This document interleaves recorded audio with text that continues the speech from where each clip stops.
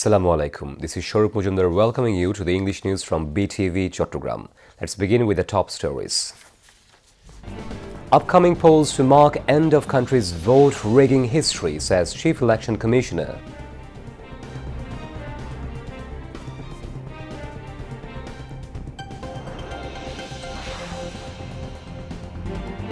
Upcoming election mandate to rebuild the nation, not just select representatives, comments BNP chairman.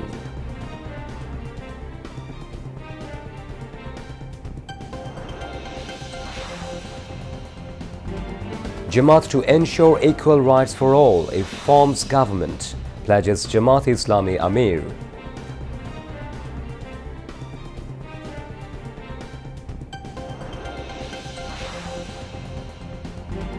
NCP convener Nahid Islam urges to make 11 party candidates win.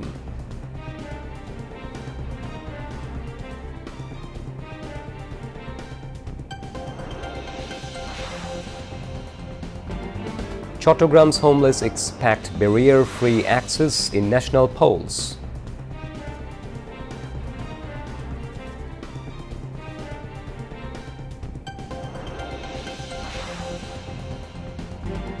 Over 422,000 postal ballots of expatriate voters arrived the country so far.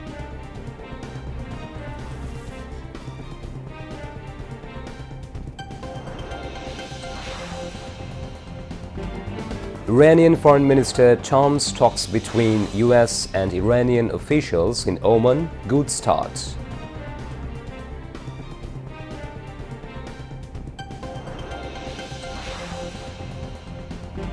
And Pakistan beat Netherlands by 3 wickets in opening match of T20 World Cup in Colombo.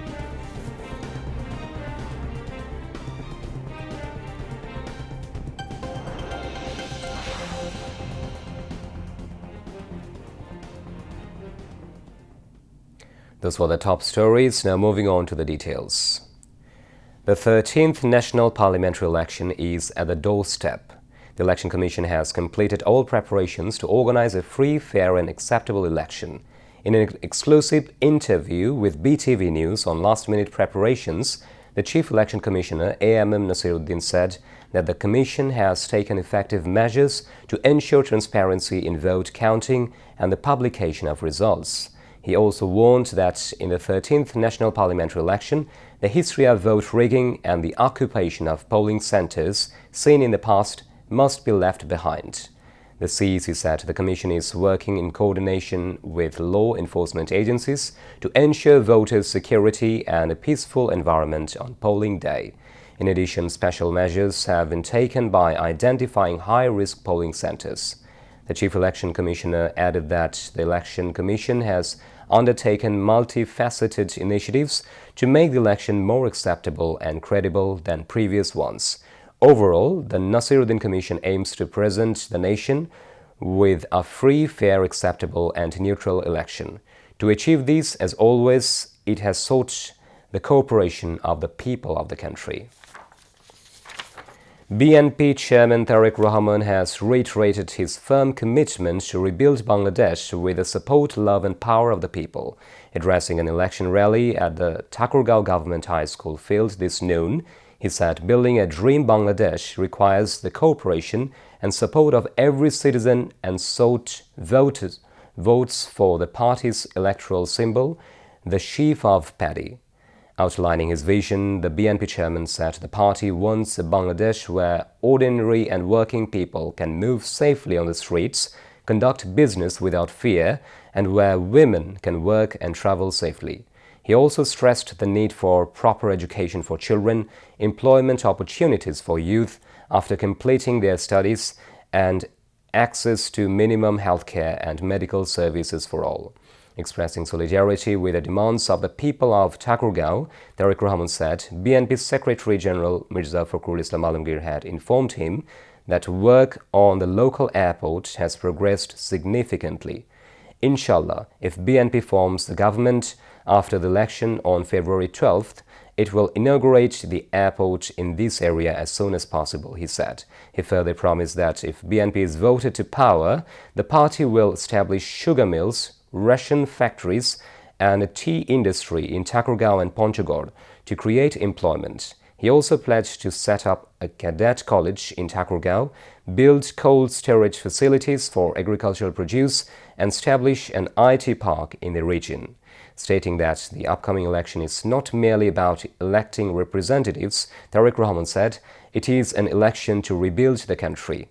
For over a decade, the people of Bangladesh have been deprived of their political rights and freedom of expression, he said, adding that the country has also lagged behind in ensuring economic prosperity. He said job creation for youth did not take place, women were not made self-reliant, and farmers did not receive the support necessary to strengthen the economic backbone of the country during the previous autocratic rule. BNP Secretary General Mirza Fakhrul Islam Alamgir, Organizing Secretary Ashadul Habib Dulal, and BNP candidates from Thakurgaon and Panchagor constituencies also addressed the rally. Bangladesh Jamaat-e-Islami Amir Dr. Shafiqur Rahman has said that if his party gets the opportunity to form a government with the people's full support and love, equal rights for all will be ensured. He made the remarks today while addressing two separate election rallies in Hobiganj and Moulubibajar as the chief guest as part of party's election campaign. The Jamaat Amir said there is no alternative to Jamaat-e-Islami and the 11 parties alliance to build a new Bangladesh for the future. Shafiqur pledged that if given the opportunity to govern, Jamaat would establish a corruption-free Bangladesh and extortion, ensure equal justice under the law and protect the dignity and security of women. He said elected representatives would be required to publicly disclose their annual income and expenditure. The Jamaat Amir also promised reforms in education, employment, labor welfare and rural industrialization, and vowed to ensure religious harmony, saying people of all faiths would enjoy equal rights and security. Urging voters to support the alliance-backed candidates, Shafiqur Rahman said Jamaat sought not party victory, but the victory of Bangladesh's 18 crore people through justice, unity and accountable leadership. NCP convener Nahid Islam is campaigning extensively in his constituency, Dhaka 11, ahead of the upcoming election. The leader of the Jamaat-led 11 parties alliance inaugurated several election camps in the Rampura area of the capital and carried out extensive door-to-door campaigning this morning. During the campaign, Nahid Islam exchanged greetings with voters in various areas of Rampura-Wabda Road and the Metropolitan Project area. Alleging that a level playing field has yet to be ensured in the election, Nahid said the weakness of the Election Commission is becoming visible. He also urged political parties and the general public to play a responsible role in the electoral process. Condemning the police attack on leaders and activists of Inqilab Moncho in the capital on Saturday, Nahid Islam said journalists were also attacked during the incident. If such attacks are treated as normal, he warned, journalists would not be able to perform their duties properly during the election. After completing his campaign in Rampura, Nahid Islam, along with his party leaders and activists, carried out further campaigning in the Greater Badda and Patara areas. He urged voters to ensure the victory of candidates of the alliance across the country, including himself. The number of people living on the streets or in the slums is not very few. Most of them are voters. A vagabond sleeping on the street said, "What is the use of voting for them who struggle hard only for getting 2 handfuls of food every day?"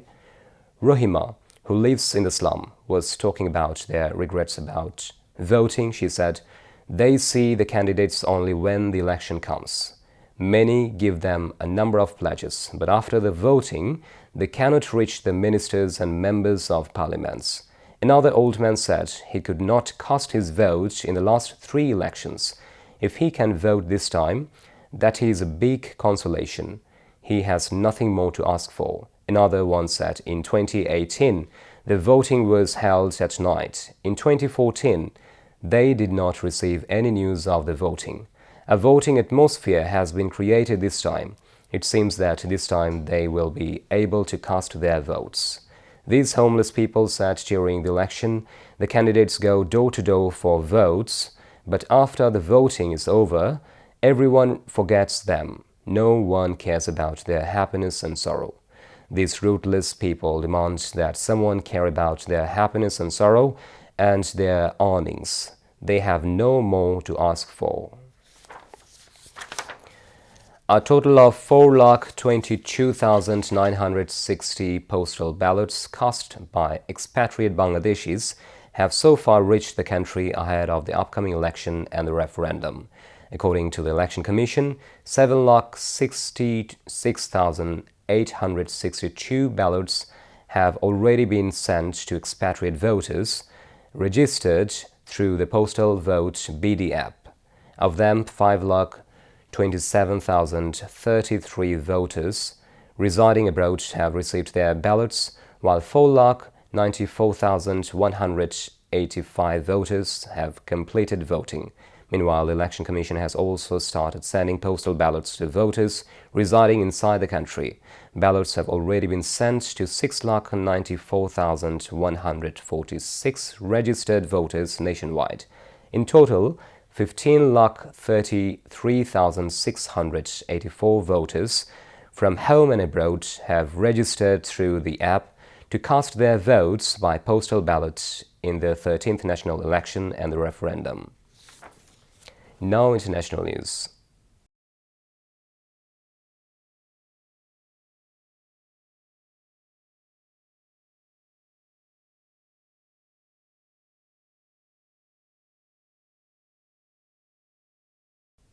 Iranian Foreign Minister Abbas Araghchi called the talks between senior U.S. and Iranian officials in Oman a good start, adding that talks between officials from the two countries will continue. Araghchi said the meeting's discussions were exclusively on nuclear issues. The negotiators will now return to their respective capitals for consultations. The Omani-mediated meeting took place in Muscat, the capital of Oman. On Friday, the U.S. delegation included the President's Special Envoy Steve Witkoff and Trump's son-in-law and Special Envoy Jared Kushner. But the most notable presence was that of Admiral Brad Cooper, head of U.S. Central Command, which underscored the military significance of the talks. Iran had wanted to limit the talks to its nuclear program from the start. The U.S., however, wanted to keep the nuclear issue on the table, not just Iran's ballistic missile program and its support for regional armed groups. There was no immediate response from the U.S. after the meeting. Iranian Foreign Minister Araghchi called the Oman meeting a good start, but said that if the talks were to yield results, threats and pressure must be avoided. Just weeks before this meeting, U.S. President Donald Trump issued a stern warning to Iran, saying that if a deal is not reached quickly, more devastating attacks will be launched than before. The European Union has proposed a 20th round of sanctions against Russia to stop the war in Ukraine. The proposal could include a full ban on Russia's oil and gas sector, including maritime services. The European Commission says the new sanctions aim to increase pressure on Russia's war-torn economy, forcing Moscow to make concessions at the negotiating table. While Ukraine is fighting to defend itself on the battlefield, Russia is systematically targeting civilian infrastructure and residential areas, Commission President Ursula von der Leyen said on Friday. It is essential to put pressure on Russia to negotiate. The proposed sanctions would ban Russian oil tankers from operating in the sea. If implemented, no EU institution would provide insurance, transport assistance, or port facilities to any of Moscow's ships. Until now, ships that completed with the G7 price limits were allowed to provide these services. In addition, the new sanctions also cover Russia's shadow fleet, banking system, cryptocurrency transactions, and metal sector. The European Commission hopes that if the sanctions are implemented by the G7 countries, Russia's energy revenues will be significantly reduced. At the same time, the country's ability to wage war will be reduced. Back to national news. The holy month of Ramadan is not far away. Muslims will be busy in fasting during this month. The supply and prices of goods in the market are related, so the customers hope that the prices of goods will be within their reach during the month of Ramadan, alongside the call for gearing up market monitoring.